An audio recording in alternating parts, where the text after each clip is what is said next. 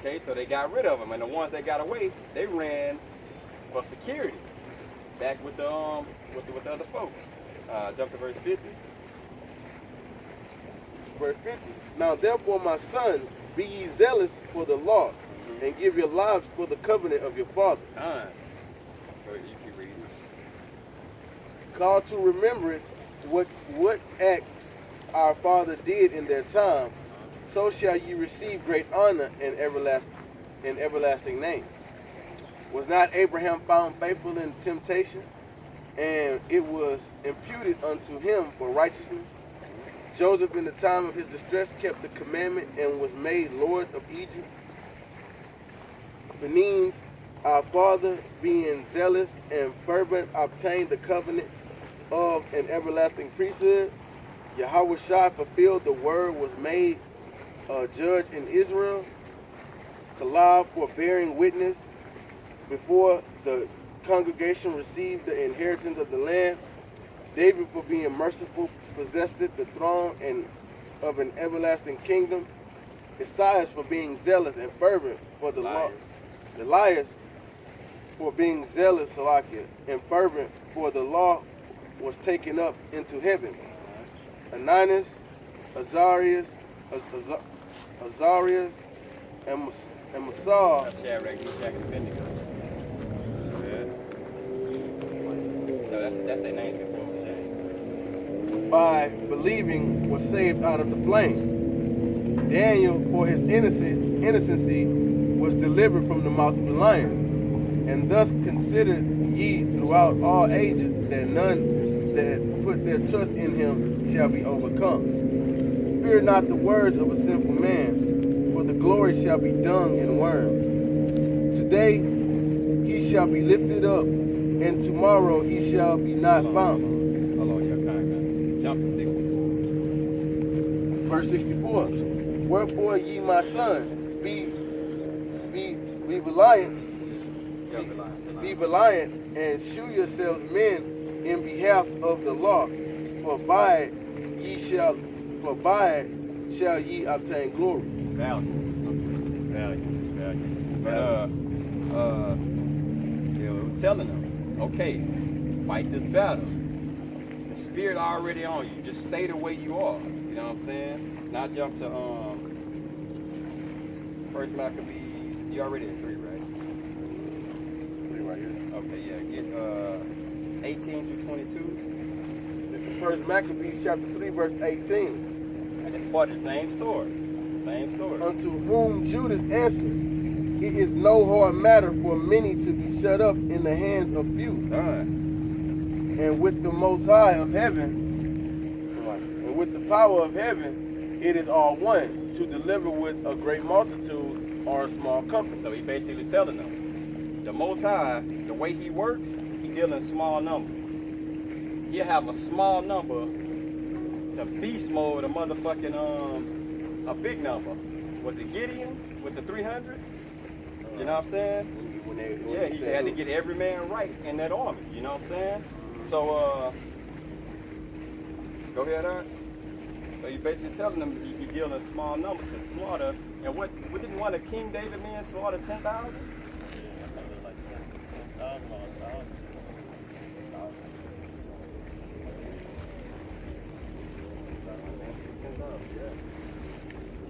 Well, I know the scripture say one man shall chase 10,000. And that's going But and that's gonna be like in this captivity with us. Like the Lord will number the elect. The Lord, the elect gonna be the elect gonna be the Lord's little battle axe. go ahead though. 19. For the victory of battle standeth not in the multitude of an host, but the strength cometh from heaven. They come against us in much pride and iniquity to destroy us, but our wives and children, and to spoil us. But we fight for our lives and our law. Wherefore the Lord himself will overthrow them before our face. As for you, be ye not afraid of them. Now, as soon as he had left off speaking, he left suddenly upon them. And so Saron and his host were overthrown before him. And they pursued them from the going down of Beth Horon unto the plain, where were slain about 800 men of them, and the residue fled into the land of the Philistines.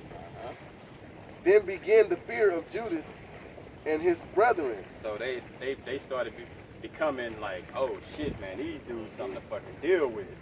These dudes, man, they I mean, you can see the Most High actually using them, and they fucking shit up. You know what I'm saying? Go ahead. And an exceeding great dread to fall upon the nations round about them, insomuch as his fame came unto the king, and all nations talked of the battles of Judas.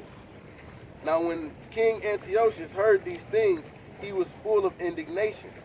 Wherefore he sent and gathered together all forces of his realm, even a very strong army. So he basically was rounding everybody up. Y'all gonna kill these motherfuckers, man. Y'all have to, because he was mad. Like the fame, it got to the point to where it was like, man, this dude, man, he's slaughtering everything. Can't nobody fuck with him. Go ahead.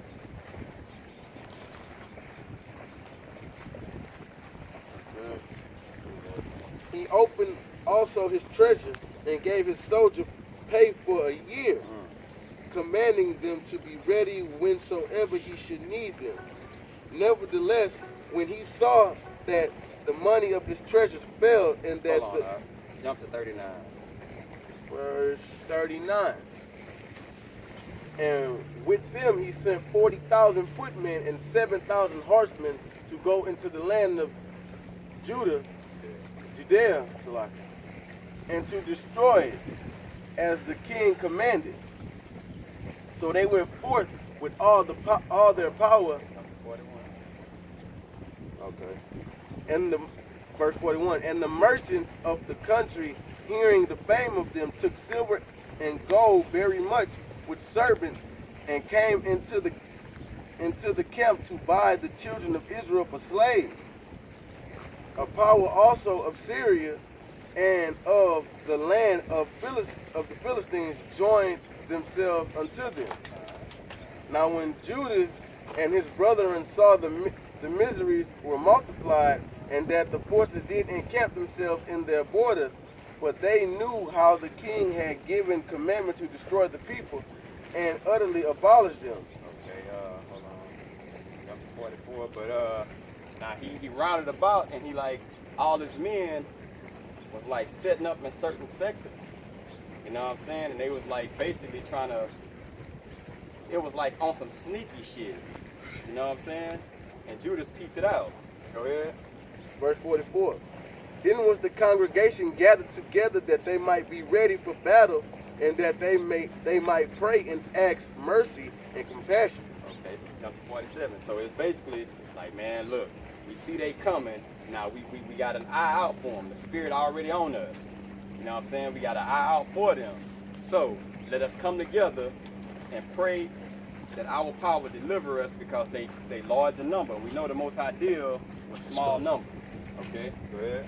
Then they fasted that day and put on sackcloth and cast ashes upon their head and rent their clothes, and laid open the book of the law, wherein the heathen had sought to paint the likeness of their image. They brought also the priest's garments and the first fruits and the tithes, and the Nazarites they stirred up, who had accomplished their day. So they making sacrifices to Yahweh Shem Yahshua, because they want to be delivered out of this situation they're put in. Okay? Then cried they with a loud voice towards heaven, saying, What shall we do with these, and whither shall we carry them away? For thy sanctuary is trodden down and profaned, and thy priests are in heaviness and brought low. And lo, the heathen are assembled together against us to destroy us. What things they imagine against us, thou knowest. Praying right now. How shall we be able to stand against them, except thou, O power, be our help? Then sounded they with trumpets and cried with a loud voice. And after this Judas ordained captains over the people, even captains over thousands, and over hundreds, and over fifties, and over tens.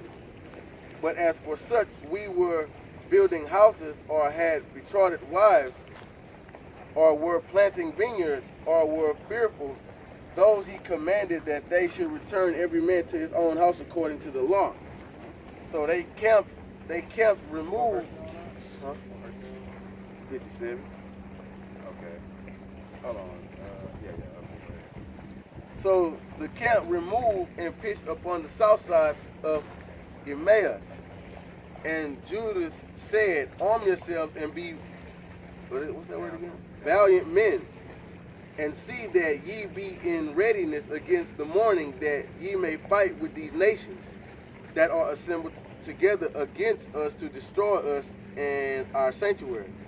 For it is better for us to die in battle than to behold the calamities of our people and our sanctuary. So he didn't want to bring them back to the peoples and see them purposely breaking the law because they was falling to what the king had ordained for them to do and set up. Now, one thing you notice, the spirit was on Judas Maccabee and everybody that was rocking with him. The spirit wasn't on the other cats that ran and said to the king, look, we're going to bow before you, we're going to break the Sabbath, and we're going to follow your ways. So you got a difference. You got sometimes the spirit on you and sometimes the spirit not on you. It's people the spirit not on at all. You know what I'm saying? Plain and simple. All right, verse 60. Verse 60. Nevertheless, as the will of the Most High is in heaven, so let him do. So let him do. So they basically said, and it's a spirit that was on them, bro. The spirit was like, look, if it's the Most High will that we die right here, we still not gonna break. You know what I'm saying? We still not gonna break it, bro. We still not gonna break it.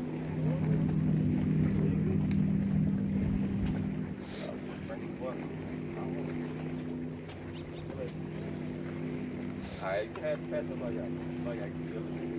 y'all. First Maccabees, we're gonna continue on in the story and see how it ends. Chapter 4, 1 and 2, then 4, then 6. It's First Maccabees 4 and 1. It says, then took Gorgias 5,000 footmen and 1,000 of the beast horsemen, and removed out of the camp by night, to the end he might rush in upon the camp of the Jews and smite them suddenly. And the men of the fortress were his guide. Jump to 4, but check this out. Nah, he was gonna sneak up on them at night. Man, we're gonna get them when they ain't looking. You know what I'm saying? Just watch how the spirit, when it's on you, how it deals, bruh. You know what I'm saying? Like, he thinking like, man, if we catch them when they sleeping, slaughter, it's good. You know what I'm saying? Go ahead. While as yet the forces were dispersed from the camp. You said 5 and 6? 4, then jump to 6. All right. But as soon as it was day, Judas shoot himself in the plain with 3,000 men. So he thinking, I'm gonna sneak up on y'all, and early as soon as morning come, I'm gonna jump. But he showed up. Spirit was on him. He showed up with 3,000 men. Like, shit, you thought you was gonna catch me off surprise? You know who my God is, my power is. Jumped up, boom. He showed up. Go ahead. With 3,000 men, who nevertheless had neither armor nor swords to their minds. So they didn't have no weapons. They just pulled up on. They just ran up with no weapons, bro. How do you fucking show up to a battle with no weapons? It says, who nevertheless had neither armor nor swords to their minds. Go ahead, 7. It says, and they saw the camp of the heathen, and that it was strong and well hardened, and compassed round about with horsemen, and these were expert of war. Basically experts of war. They was perfect in, if you had archers,